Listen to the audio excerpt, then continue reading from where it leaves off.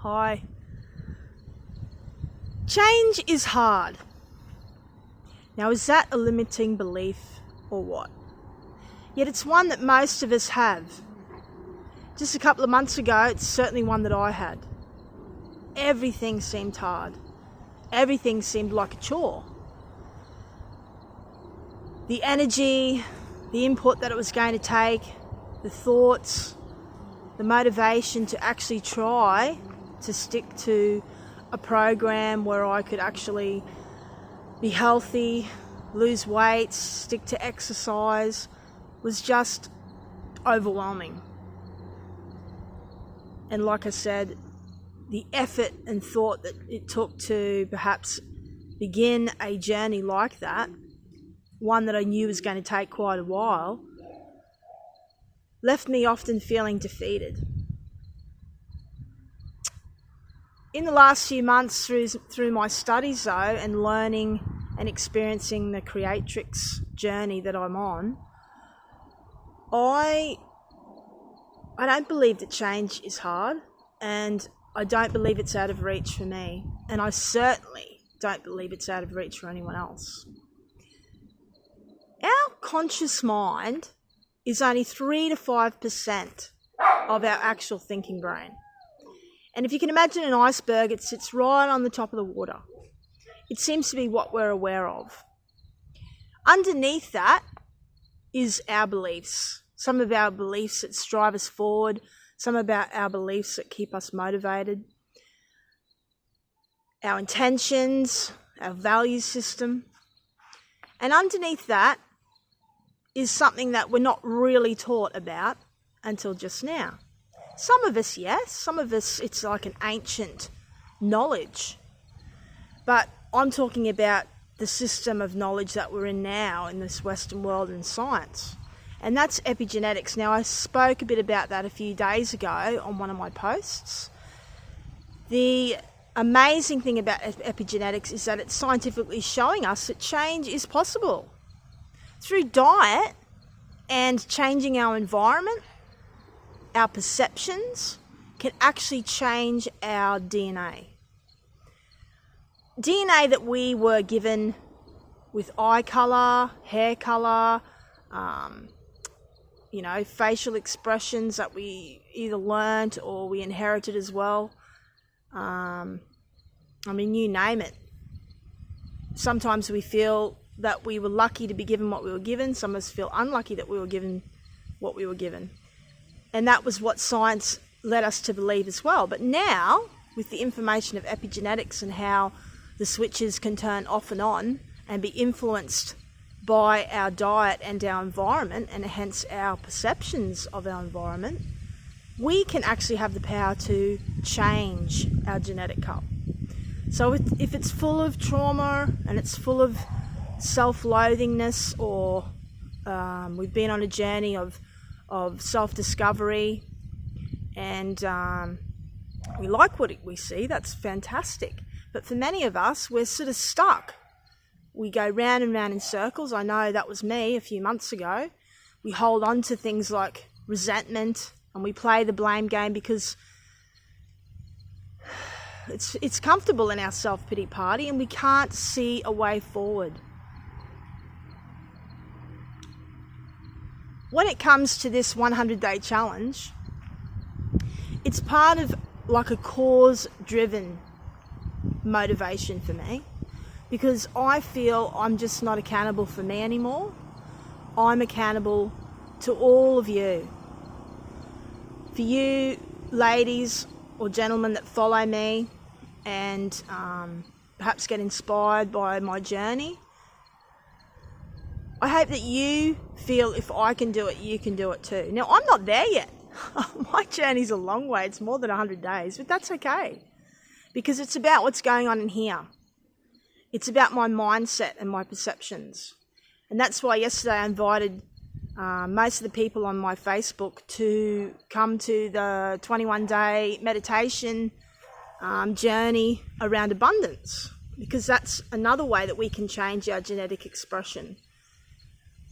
Instead of having a mindset of scarcity, to have and embrace a mindset of abundance, not just in terms of material wealth or in terms of money, but our friendships, our well-being, our physical well-being,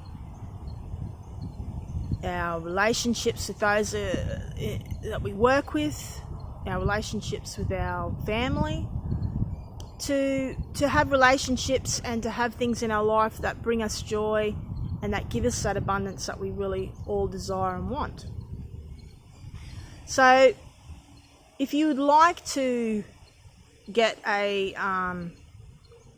link from what I posted yesterday, just message me and you can partake in the 21-day challenge too, to try and improve our genetic cup, to move forward, to have a cause-driven motivation, to have a purpose again in life that makes us feel like we're getting the fulfillment and satisfaction that we all desire.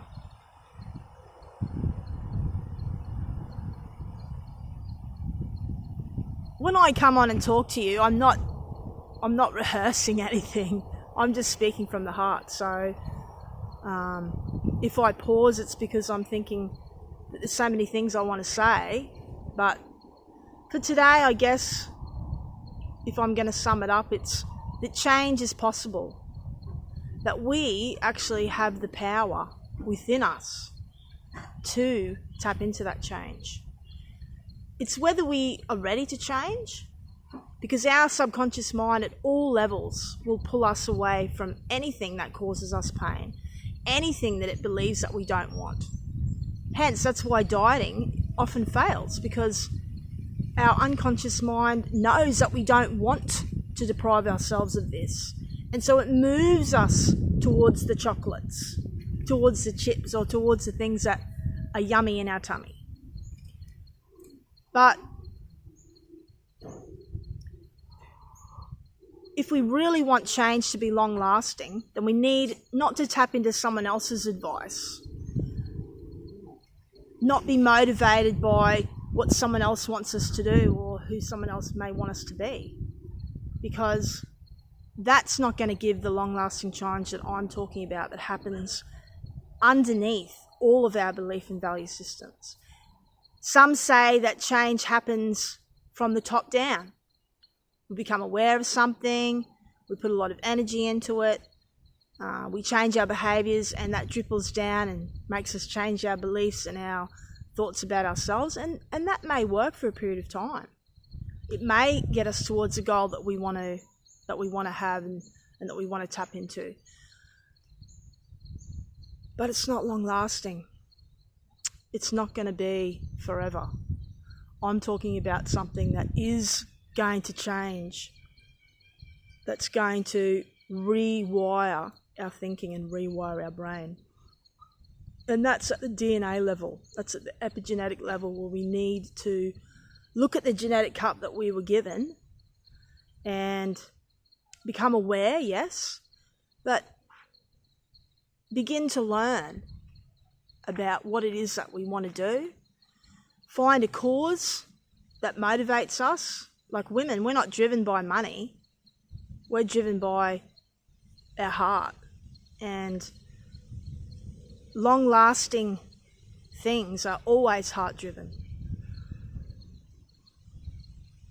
It was through Creatrix that I found a tool that enabled me to link in, not with some guru, not with someone else's advice, but to actually link in with my inner wisdom that we're all given, my higher self, and get the learnings through my own language that I needed in order for change to really happen.